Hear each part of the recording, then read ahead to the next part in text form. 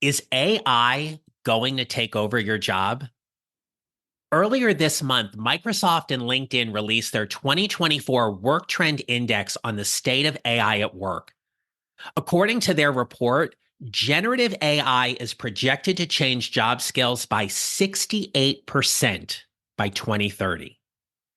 Come on, you think 2024 is going by quickly? Imagine how quickly 2030 is going to get here. Now, you might be wondering, how will AI impact my current job or industry? And could AI actually replace my position? What would you do for work if AI is going to take over your job? Well, I'm going to help you break this question down and share a few of my best tips to help you increase your value at work rather than succumb to what AI is doing and will do. Plus, how would you answer any AI specific related question on your next job interview? I'm going to share a few tips to help you answer that as well. Let's get started.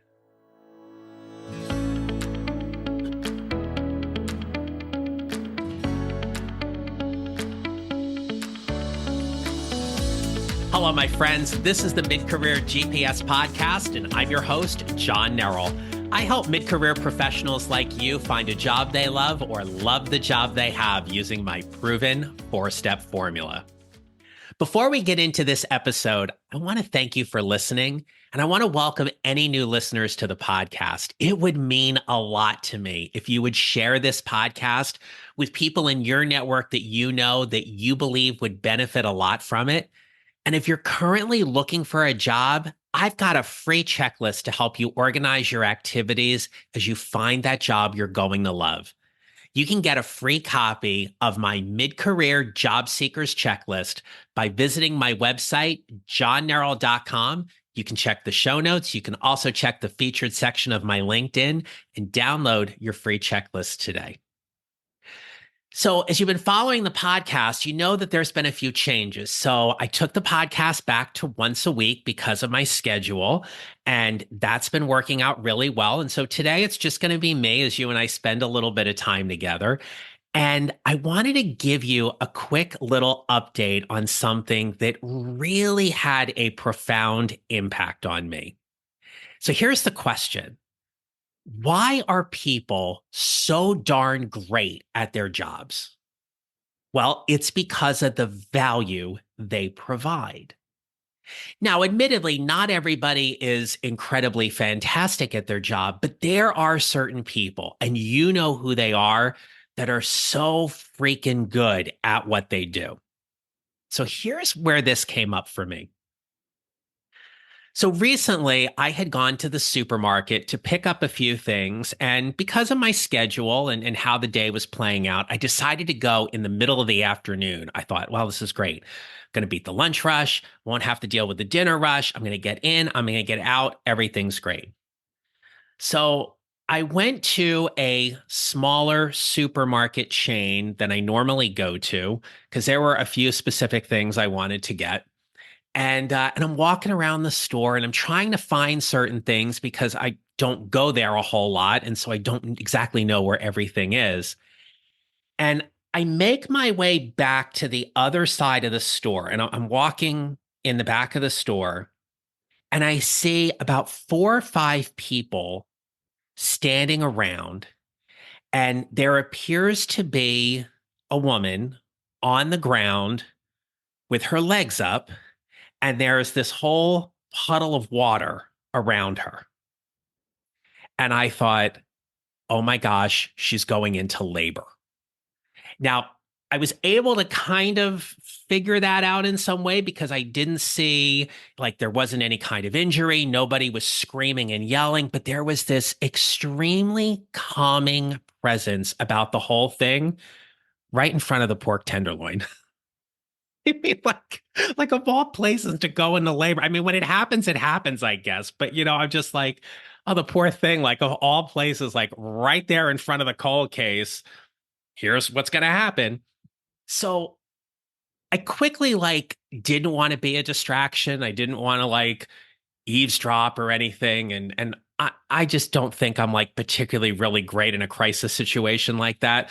So I kind of pushed my cart out of the way and I went on about my business and stuff and got the couple of things that I needed, including a bottle of Prosecco, and went to the checkout line. Now, by the time I get to the checkout line, there's like two fire trucks and an ambulance out in front of the store. So you don't hear anything. There is no like loud commotion. Nothing is going, like people are taking care of what needs to be taken care of. Okay. So I say something to the cashier at the checkout counter and I said, wow, I hope the woman in the back of the store is going to be okay. And she says, well, what happened? And I said, well, I don't know for certain. I said, but I think her water broke. I think she's going into labor. She goes, oh my gosh, I haven't heard a thing. I got to find out what's going on. I said, well, I didn't want to be nosy and poking around because I'm not going to be helpful in that situation. But I'm so thankful and impressed by first responders that know how to show up and handle any situation with calmness and confidence. And I go, that goes the same thing for the leadership in your store that is just making sure this customer gets the proper care that they need. And she looks at me and she goes, wow, that's really nicely put. And I said, well, I mean it. I said, they have a skill set that I can't do. I'm not good at it. I said, so for a first responder to come in a crisis situation and take care of things, I'm extremely impressed by all of that. And it got me thinking how we go about our day and we interact with people in a variety of situations, and we simply expect them to do the job they're tasked with doing. But how do we recognize excellence? And when we think about recognizing excellence, it brings me back to this focus of this episode, which is AI going to take over your job? Now, I'm a huge Good Morning America follower. It's how I start my day every day. And Rebecca Jarvis, who is their chief technology and finance reporter, she was interviewing the CEO of Microsoft and LinkedIn. And she asked this great question at the start of the interview. She said, what inning are we at in this ball game? And both of them said, we're in like the second inning. And it put it in a perspective of how quickly AI has developed and where it has the potential to go. Check the show notes because I'll link up to Rebecca's report on GMA in the show notes as well. But here's what they both said. They both said that AI is a tool. Let me rephrase that again. AI is a tool. And Ryan Roslansky, who is the CEO of LinkedIn, said that the labor market is brimming with change right now. And that change is driven in part by how powerful AI is. So if you're a job seeker or you've played around with any kind of generative AI tool, you're probably thinking to yourself, hey, look, can AI help me write my resume, my cover letter, my LinkedIn profile? It absolutely can. The sophistication of it may vary, but as a job seeker, should you let AI help you when it comes to writing your resume, your cover letter, your LinkedIn profile? My answer to you is that depends. See, you can go to a number of various websites, and there are some very helpful tools that are out there, and you can upload your resume and upload your job posting, and it will score or compare your resume to that job posting. And it will give you a score about how closely your resume matches to the job posting. This is an important piece of information because you, as the job seeker, the job applicant, will never know how strict the company has set the match criteria to help filter out the applicant tracking system. So higher is usually always better when it comes to these matches, But if you're matching at like 50%, you want to find where are the tweaks and recommendations to get a much better match to align your resume to the job posting. How you use AI in this case is all about how you are leveraging this powerful tool to help you. Let me rephrase that again. The tool is there to help you. It is not there to do it completely for you. And I have had clients and people who inquire about coaching come to me and they'll say, well, I just put a bunch of things into Chat GPT and it spit out a cover letter and I sent it. And I have to say to them, look, in my opinion, that is a fatal flaw. And I told somebody recently, and I said, this cover letter looks like you had Chat GPT write it for you and you never changed a dang thing. And they went, well, yeah, because I'm supposed to use the tool and this is what it gave me. I go, but it doesn't sound like you. It's not helpful if it's not in your tone or your voice. So accepting that kind of byproduct of the generative AI as is, essentially it's going to hurt you. So the question then becomes, how do you use the tool more effectively? Can you take certain words or phrasing or sentences from what it gives you, let's say, for example, with a cover letter, and insert that in your cover letter and use it exactly? Sure. If it sounds like you, if it aligns to the message you're trying to send in that cover letter. According to this work trend index, 3 in 4 people are using AI at work, and 52% of them are reluctant to admit that they are using AI for their most important tasks. Think about that. 52% of them are reluctant to actually admit they know how to use the tool. And part of what was discussed was it could be fear that, oh, if they're using the tool, they're going to eliminate themselves out of a job. Or the other part is there's shame. There's shame and associated that well, I can't do it all by myself. In this job market right now, you need to be diverse and direct and enhanced in the things that you are doing on a day-to-day basis. How can you confidently and competently talk about where you are using an AI tool to help you be better at the job you are doing? So I do occasionally use AI in my work. I don't use it with my clients, but things like I have used an AI tool in my podcasting platform to help me write my show notes. And sometimes it lands and sometimes it doesn't. I'm continuing to play with it and take what it gives me and play with some other things in Chat GPT to help with some search engine optimization. But if it doesn't sound like me, I'm not going to put it in there. So I continually experiment with using the tool differently to see if there's a way that it's ultimately going to save me some time. But I am a little bit older, and I sometimes have the mindset that, look, I'm just going to go ahead and do this myself and it'll be fine. But if I was in a corporate position, I would absolutely be trying to find ways for me to use AI that is going to enhance how I do my job better and more effectively on a day-to-day basis. So one of the interesting things that I picked up from the work trend report and the GMA piece, and we see this as how we play around and experiment with the tool, is that AI does not operate like a search engine like Google. Google, you could just put in a few keywords and it will generate pages and pages and pages upon websites. AI doesn't do that. You need to put information into AI that is in a complete sentence. And somebody whom I follow has actually recommended that you ask it a question like, do you understand? Does this make sense to you? And it feels very weird for me to do that, but I do it. And I am impressed with what comes out. So You need to be using the tool on some level to see where it fits into your job.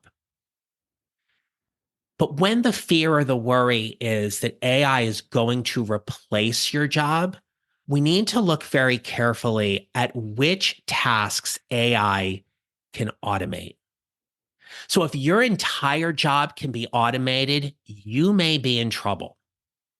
I have heard from people that work in marketing or copywriting that AI is taking a little bit of a chunk out of some of their work, and companies are thinking that, well, we can just decimate the department or scale it back a little bit and we'll just use AI, and finding that maybe that works and maybe it doesn't. But if your entire job can be automated, you need to be thinking about where you're adding that value. If your job can be enhanced by using I would offer that this is a golden opportunity for you to develop that skill of using AI and find ways to add more value to your work and how you're adding value at work. For example, if using an AI tool can save you time, what will you do with that extra time? Companies will want to know that. And how are you integrating AI into part of your everyday workplace conversation? What are you learning because of your interaction with AI? If you're a job seeker and you're going for an interview, I will offer you that you should be prepared to answer some type of question about how you are using generative AI in your work or in your life. And being able to talk very confidently about how you use the tool and where it has helped you with your efficiency or saving time or helping you get certain phrasing or wording together can absolutely be beneficial. Hiring managers and companies will want to know that you're not behind the curve when it comes to using AI, that you are familiar with it, and more importantly, not afraid of using it. And if your company is having very forward conversations about I would offer you to listen very carefully to those. Listen to the conversations and think about what skills you need to develop, where a skill gap may need to be closed, and how that AI is either going to help you in your current job or it is something you need to be figuring out how to have a different conversation about where your job is going. But don't be afraid of it. Don't be afraid of it in the sense of saying, okay, look, if I don't talk about it, no one's going to bring it up and that's going to be fine. You need to be able to talk about it. You need to be able to have a very thoughtful, intentional, and intelligent conversation about where you see AI as a tool being a benefit for you and your job. And if you're in a leadership role or in a strategy type position, where you see the vision of AI heading and what that means for your industry or company. So, a lot to think about here, but what we know is that AI is not going to go away. And additionally, keep in mind that based on the generative AI that you are using, it is pulling information from a variety of sources. And sometimes those sources are not factual. So if you are quoting something or you are referencing a specific type of information, by all means, make sure that if it's a data point or a fact you need to be absolutely certain of, do a cross reference and double check that just to make sure you are speaking the truth on that. Okay. So, to all of you out there that are doing incredible work on a day to day basis, keep that up, keep going, keep serving the industries and the clients and the people whom you work alongside of every day. If you are actively job seeking, whether you are currently employed or not, remember that there is somebody out there that is absolutely looking for your expertise and your skill set to bring that into the workplace. And if there is ever a time or a need where I can help you as your career coach to help you build your mid-career GPS to whatever is next, I would welcome the opportunity to have a conversation with you. If you are serious about hiring a career coach and you want to see how specifically I can help you, connect with me on LinkedIn, send me a message there, or you can directly email me at john@johnnerrell.com. But until next time, my friends, remember this. You will build your mid-career GPS 1 mile or 1 step at a time, and how you show up matters. Make it a great rest of your day. Thank you for listening to the Mid-Career GPS podcast. Make sure to follow on your favorite listening platform. And if you have a moment, I'd love to hear your comments on Apple Podcasts. Visit johnnerrell.com for more information about how I can help you build your mid-career GPS, or how I can help you and your organization with your next workshop or public speaking event. Don't forget to connect with me on LinkedIn and follow me on social at John Nerrell Coaching. I look forward to being back with you next week.